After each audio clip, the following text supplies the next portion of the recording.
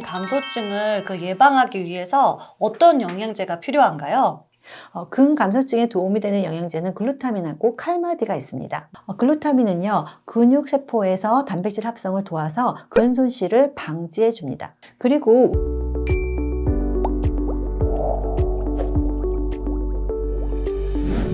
유리님들 안녕하세요. 안녕하세요. MC 스텔라입니다. 안녕하세요. 영양학 박사 클라라입니다. 영상 속 20% 할인 쿠폰을 찾아라. 영상을 끝까지 보시고 쿠폰을 찾으셔서 제품 구매에 도움이 되셨으면 좋겠습니다. 근감소증 여러분들 알고 계셨나요? 오늘은 이 근감소증에 대해서 좋은 음식과 영양제에 대해서 알아보려고 하는데요. 박사님, 우리가 근감소증 하면 근육의 양이 줄어들어가지고 걸리는 질환인가? 이렇게 생각이 드는데 네. 맞나요? 네, 맞아요. 근감소증은 근육의 양이 비정상적으로 감소된 상황을 말합니다. 그래서 근력이라던가 또는 근기능이 훨씬 더 많이 떨어지는 거죠. 그로 인해서 걷기가 힘들어지고요. 자주 넘어지고요. 그 다음에 일생생활에서 다른 사람의 도움을 받아야 되는 경우가 굉장히 많이 생기는 것이 근감소증입니다.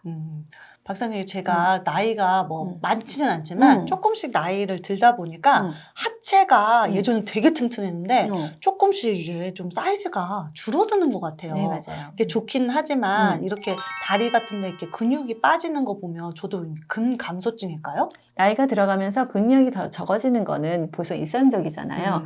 그런데 이제 근육이 줄어드는 것만 가지고는 근감소증이라고 얘기하진 않고요. 근데 근력이 좀 떨어지거나 또는 이제 걷기가 좀 더 힘들어지는 그런 것들도 모두 포함해서 우리가 근감소증을 이제 진단합니다. 박사님, 그러면 이 근감소증이 위험한 이유는 무엇인가요? 지금 우리가 이제 뼈 같은 경우는 우리가 이게 근육으로 받쳐줘야 되잖아요. 그런데 근육이 감소되면요, 우리가 낙상이나 또 낙상으로 인해서 골절될 위험이 훨씬 더 높습니다. 네. 특히 노인분들은 골다공증이 많으시잖아요. 그런데 이제 근감소증으로 넘어졌을 때는요, 그게 이제 당연히 골절될 뿐만 아니라 병상에 누워서 이제 지내야 되는 경우도 굉장히 많습니다. 그리고 근감소증이 있으신 분들은요, 우울증에 걸릴 확률이 일반 사람보다 2배나 더 높습니다. 더 심각한 거는요, 다른 질환의 위험을 더 높일 수가 있다는 거예요. 예를 들어서 심혈관 질환 같은 경우는 보통 일반 사람들보다 근감소증이 있으신 분들이 한 약 3.6배 더 높고요. 당뇨병은 3배, 그 다음에 고혈압 같은 경우는 2배 정도 더 높다고 합니다. 근데 우리가 근육이 감소하는데 왜 당뇨병이나 심장병이 걸리나요? 근감소증이 생기면 근육의 양이 줄어들잖아요. 그래서 근육에서 하는 혈액과 호르몬의 완충 역할이 좀 줄어드는 거예요. 그래서 혈당 조절이 어렵고 기초대사량도 훨씬 더 적어지고 그러다 보면 살이 훨씬 더 찌기가 쉽게 되는 거죠. 특히 기도와 식도도 근육으로 만들어지잖아요. 그래서 이 근육이 적어지면, 근감소증이 생기면 소화나 또는 호흡에도 영향을 미칠 수가 있어요. 그리고 면역력도 떨어집니다. 그렇다면 이 근감소증을 예방하기 위해서 어떤 영양제가 필요한가요? 근감소증에 도움이 되는 영양제는 글루타민하고 칼마디가 있습니다. 글루타민은요, 근육세포에서 단백질 합성을 도와서 근손실을 방지해 줍니다. 그리고 운동 후 지친 근육을 빠르게 회복하는 데도 도움을 줘요. 근육량이 적어지면 면역력이 떨어지는데요. 글루타민이 면역세포의 에너지원이 돼서 면역력을 향상시키는 데 도움이 될 수 있습니다. 그리고 칼마디도 우리가 근감소증에 도움이 될 수 있는데요. 칼슘 하면 근육을 수축하는 데 필요한 무기질이에요. 그다음 마그네슘은 근육을 이완하는 데 필요한 무기질입니다. 칼슘이 부족하면 근육 경련이 생기고요. 그다음 마그네슘이 부족하면 이렇게 긴장된 상태에서 쉽게 풀려지지가 않습니다. 네, 그래서 칼슘, 마그네슘이 굉장히 근육 활동에서는 필요한 거고요.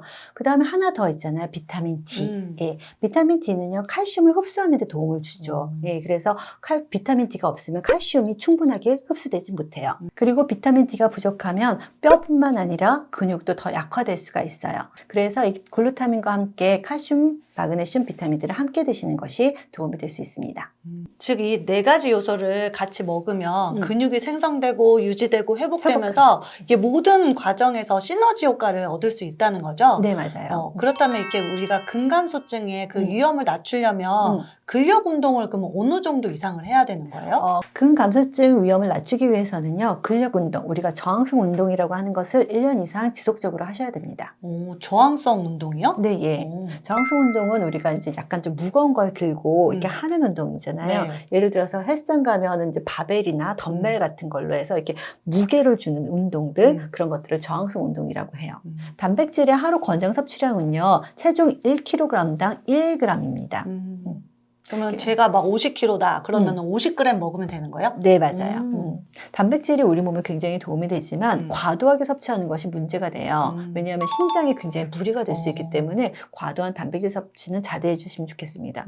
헬스를 하시는 남자분들 같은 경우는 단백질을 굉장히 많이 드시잖아요. 네. 그런 분들도 너무 과다하게 드시면 안 되고요. 체중 1kg당 1.2나 1.5g 정도의 단백질을 섭취하는 게 권장됩니다. 그렇다면 이렇게 반대로 단백질이 부족하면 어떻게 되나요? 단백질 섭취가 부족하면요, 우리가 근육이 감소하고요, 근력도 당연히 떨어집니다. 그리고 당뇨나 고지혈증의 위험도 훨씬 더 높아져요. 단백질이 부족하면 콜라겐 형성도 잘 안 돼서 피부 탄력이 떨어지고요, 심하면 탈모도 생길 수가 있습니다.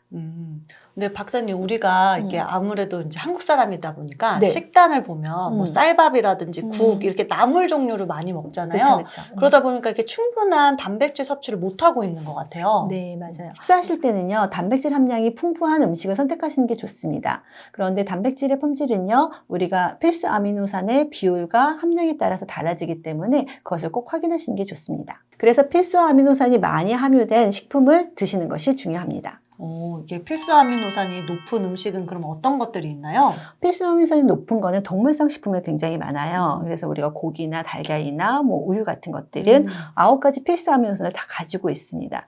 그런데 식물성 단백질 같은 경우는 거기에 몇 가지가 좀 빠져 있기 때문에 음식을 먹을 때도 이제 콩이나 또는 곡류 또는 콩이나 견과류를 합쳐서 드셔야지 완벽하게 필수 아미노산을 다 먹을 수 있기 때문에 그렇게 컨비네이션을 하는 게 굉장히 중요해요. 근데요, 박사님, 우리가 막 근력 운동도 좋고 식단도 다 좋은데 네. 우리가 이렇게 운동을 하면 이렇게 새로운 그 근육을 만드는데 사람들이 이렇게 집중하잖아요. 네. 그러면 그런 새로운 그 근육을 만들어야 되나요? 새로운 근육을 만드는 것도 굉장히 중요하지만요. 지금 가지고 있는 근육의 기능을 회복하는 것도 굉장히 중요합니다. 그렇다면 이 근감소증을 치료하는 데는 얼마나 걸리나요? 적어도 3개월 이상은 꾸준히 관리를 하셔야 됩니다. 우리가 근간소증이 있으신 분들은요, 만성질환의 위험이나 또는 낙상의 위험이 높기 때문에 아주 지속적으로 꾸준히 관리를 하셔야 해요. 근데 박사님, 제가 이제 여자이다 보니까 궁금한 게 있는데 네. 우리가 이제 폐경이 오기 전에 네. 여자들한테는 막 이렇게 막 열이 났다가 뭐 추웠다가 막 이게 반복되잖아요. 네, 맞아요. 이게 근감소증이 생기면 또 폐경이랑 연관이 있다고 하는데 어떤 연관이 있나요? 폐경과 근감소증은 굉장히 관련이 있어요. 이제 우리가 폐경이 되면 에스트로겐 농도가 낮아지잖아요. 에스트로겐은요, 단백질 합성에 도움을 주는 호르몬인데요. 이 호르몬이 줄어들면요, 근육이 감소되고요, 콜라겐 형성도 잘 안 되고, 그 다음에 근육의 유연성도 많이 떨어지게 됩니다. 그리고 폐경이 되면 염증이 증가돼서 근육이 경직되거나 근육이 불편함을 호소할 수가 있어요.